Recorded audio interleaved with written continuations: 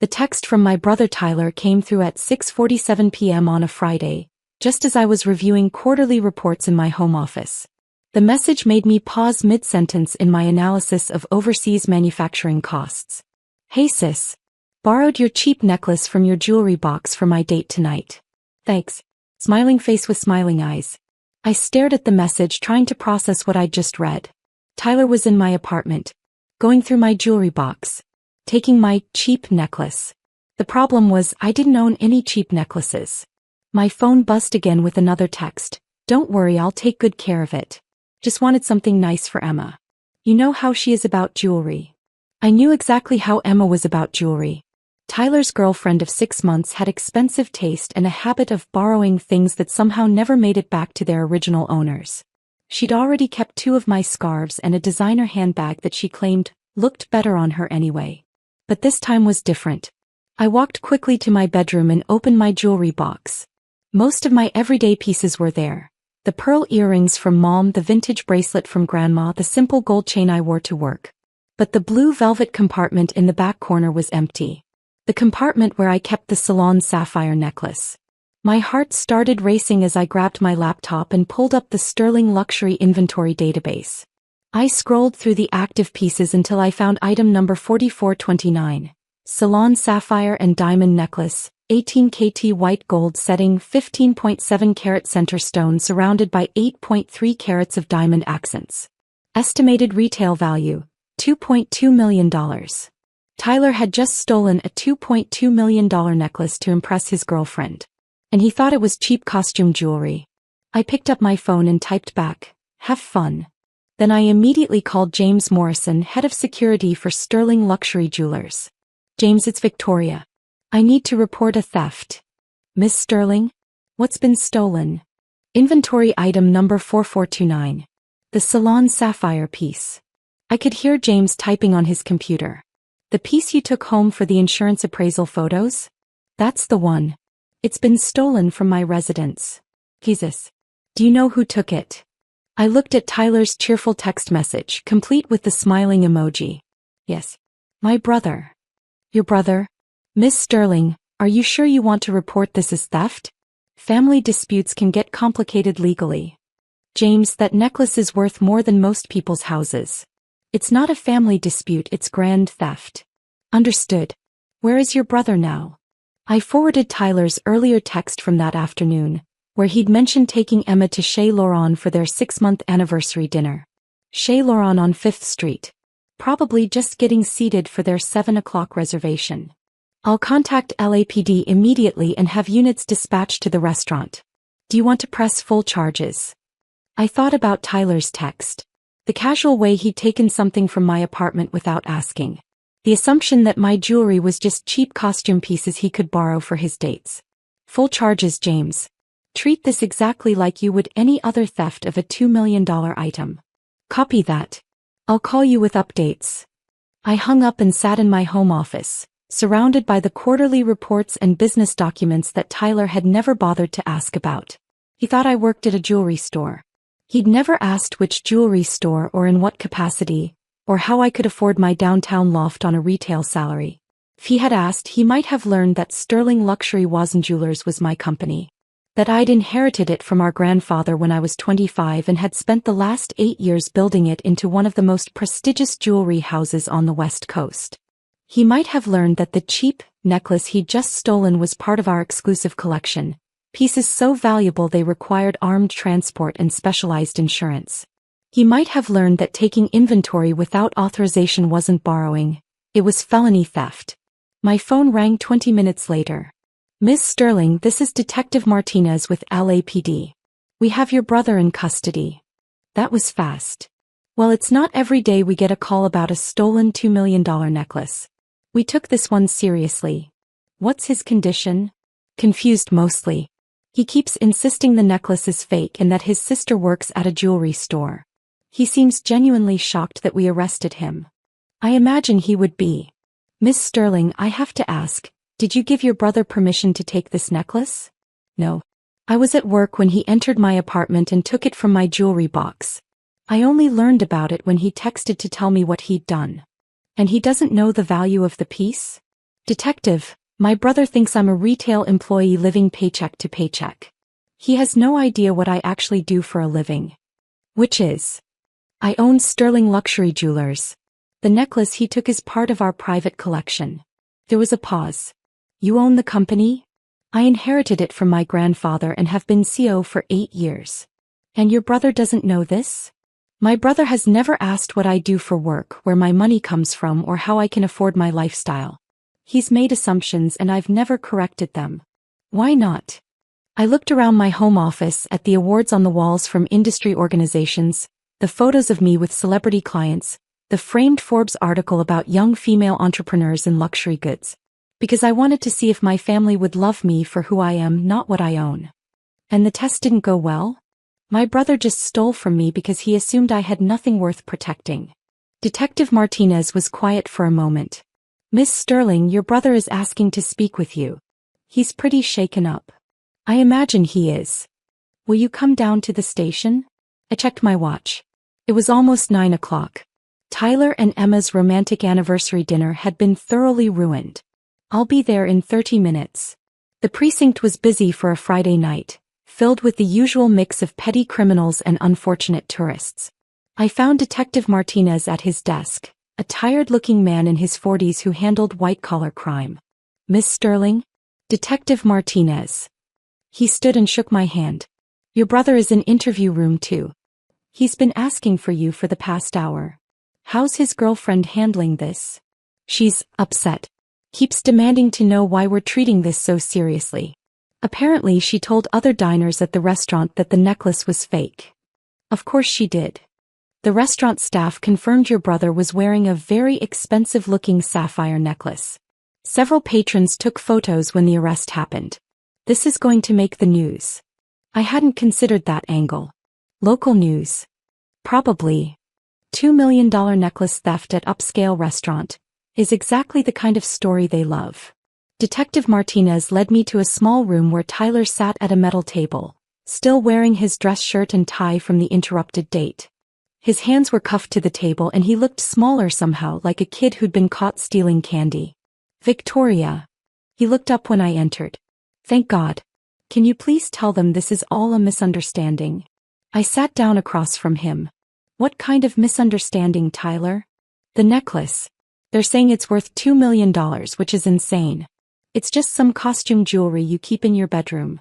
Why did you think it was costume jewelry? Because you work at a jewelry store, Vic. You're not exactly making big money, right? I figured it was just some knockoff piece you got from work. Tyler, what jewelry store do I work at? He looked confused by the question. I don't know. Some local place downtown. You never talk about work. Have you ever asked? Asked what? Asked where I work. Asked what I do. Asked how I can afford a $2,000 a month loft in the Arts District on retail wages. Tyler blinked. I figured you had roommates or something. I don't have roommates. Then how do you afford it? I pulled out my phone and showed him the Sterling Luxury website. The homepage featured a photo of me next to the company logo, with the text, Victoria Sterling, CEO and Creative Director. Tyler stared at the screen. That's you. That's me. You're the CEO? I'm the owner. Grandpa left me the company when he passed away 8 years ago. Tyler's face went white. Grandpa's jewelry store? Sterling Luxury isn't a store, Tyler. It's a luxury jewelry house. We create custom pieces for celebrities, wealthy collectors, and high-end retailers. That necklace you borrowed? It was made for a private client who's considering a purchase. $2 million? $2.2 million, actually. Tyler put his head in his hands. Oh my God. Victoria, I had no idea. Obviously. I thought you were you live so normally. You drive that old Prius, you wear simple clothes, you never seem to have a lot of money. I have plenty of money, Tyler. I just don't feel the need to prove it to everyone around me. Detective Martinez knocked and entered the room. Miss Sterling, I need to discuss the charges with you. What are the options? Given the value of the item, this is felony grand theft. Your brother could be looking at up to 3 years in prison. Tyler's head snapped up. 3 years. For borrowing a necklace. For stealing a $2 million necklace, Detective Martinez corrected. The courts don't care about your family relationship or your intentions. They care about the value of what you took. But I was going to give it back. When? I asked. After the date. Tomorrow morning. Tyler, you took a $2 million necklace to a public restaurant to impress your girlfriend. What if you'd lost it? What if someone had mugged you? What if Emma had decided she wanted to keep it? Tyler's face crumbled as the reality of his situation sank in. Miss Sterling, Detective Martinez continued, as the victim, you have the right to request that we drop the charges. But given the value and the circumstances, the DA might choose to prosecute anyway. I looked at my brother sitting in a police interview room in his date clothes, finally understanding the magnitude of what he'd done. I need to think about it. Victoria, please, Tyler said desperately. I'm sorry. I'm so sorry. I had no idea. Tyler, in 8 years, you've never once asked me about my work, my finances, or my life. You've made assumptions about everything. I know. I was wrong. You broke into my apartment. I have a key. A key for emergencies. And you took something without permission. I thought it was just costume jewelry. You thought it was okay to take my things without asking because you assumed they weren't valuable enough to matter. Tyler was quiet. What does that say about how much you respect me, Tyler? I don't know. Detective Martinez stepped outside to give us privacy, and I studied my brother's face. For the first time in years, he was really looking at me. Not through me or past me, but actually seeing me. Tyler, what do you think I do all day? I guess I thought you worked behind a counter. Selling jewelry to customers. I run a company with 47 employees. I design custom pieces for A-list celebrities. I manage relationships with suppliers in 12 countries. I oversee a production facility, a showroom, and 3 retail partnerships. I didn't know. Because you didn't ask. You've been so focused on your own life, your job, your girlfriend, your social life, that you never wondered what your sister was doing. You're right. Tyler, that necklace you took represents 6 months of work. The design, the sourcing, the craftsmanship. It's not just jewelry, it's art. I understand now. Do you? Because this isn't just about the necklace. It's about the fact that you thought so little of my possessions that you could just take them. Tyler was crying now. Victoria, I'm so sorry. I know I screwed up. I know I disrespected you. But please don't let them send me to prison. I'll do anything to make this right. I looked at my little brother, who was only 3 years younger but had somehow managed to stay completely oblivious to my success for nearly a decade. What would make this right, Tyler? I don't know. Pay you back. With what money? You work in pharmaceutical sales and you just spent $300 on dinner to impress a girl. I'll get a loan. A $2 million loan? Tyler, you don't understand the scale of what you've done. Then tell me what to do. I thought about the years of family dinners where Tyler had dominated conversations with stories about his work while barely acknowledging mine.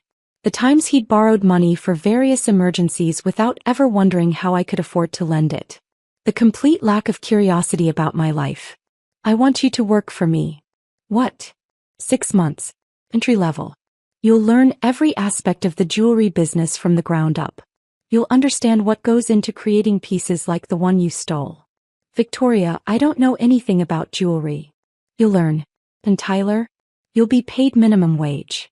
His eyes widened. Minimum wage? You took a $2 million necklace because you assumed it was worthless. You need to understand the value of things, including work. But my job at Pfizer. We'll have to wait. This is the deal, Tyler. 6 months working for me, learning to respect what I do, or 3 years in prison for grand theft. Tyler was quiet for a long moment. What about Emma? What about her? She's going to be so embarrassed. Everyone at the restaurant saw me get arrested. Tyler, your girlfriend watched you steal jewelry from your sister to impress her. If she's embarrassed, maybe she should reevaluate her priorities. She didn't know I was stealing it. She knew you were taking things from my apartment without asking. She's kept my scarves and purse for months. Tyler looked genuinely surprised. She kept your stuff? You didn't know? I thought you'd given those to her. When did I give Emma permission to keep my belongings? The realization was dawning on Tyler's face. She said you told her she could have them. I never told her any such thing. So she's been stealing from you too? Apparently. Tyler put his head back in his hands. God, Victoria. What kind of people have we become? I don't know, Tyler. You tell me. Detective Martinez returned with paperwork. Miss Sterling, have you decided about the charges? I looked at my brother one more time. I want to drop the felony charges on the condition that my brother enters into a restitution program. What kind of restitution? 6 months of community service, working for my company to understand the value of what he took. That's unusual, but if both parties agree. Tyler, do you agree to these terms? Yes. Absolutely yes. And you'll return Emma's borrowed items to me? Tonight. As soon as I get out of here. Detective Martinez started preparing the paperwork. Mr. Sterling, you're lucky to have a sister who's willing to work with you on this. I know. 2 hours later we left the police station together. Tyler had been officially released into my custody, and the necklace was safely returned to Sterling Luxury's secure storage. Victoria, Tyler said as we walked to my car, I need to ask you something. What? Are you really worth millions of dollars? I pulled up my phone and showed him the most recent Forbes article about Sterling Luxury's growth. The company's valued at about $60 million. My personal net worth is around $40 million. $40 million. Give or take. Tyler stopped walking. And I've been borrowing $20 from you for gas money. You have. I'm such an idiot. You're not an idiot, Tyler. You're just self-absorbed. There's a difference. We drove in silence for several minutes before Tyler spoke again. What's my job going to be? You'll start in the workshop learning how jewelry is made. Then you'll move to inventory management, client services, and eventually sales. By the end of 6 months, you'll understand every aspect of the business. And then you'll have learned to respect what other people do for a living. Including your sister. Victoria. Yeah. I'm really sorry. Not just for taking the necklace, but for never seeing you.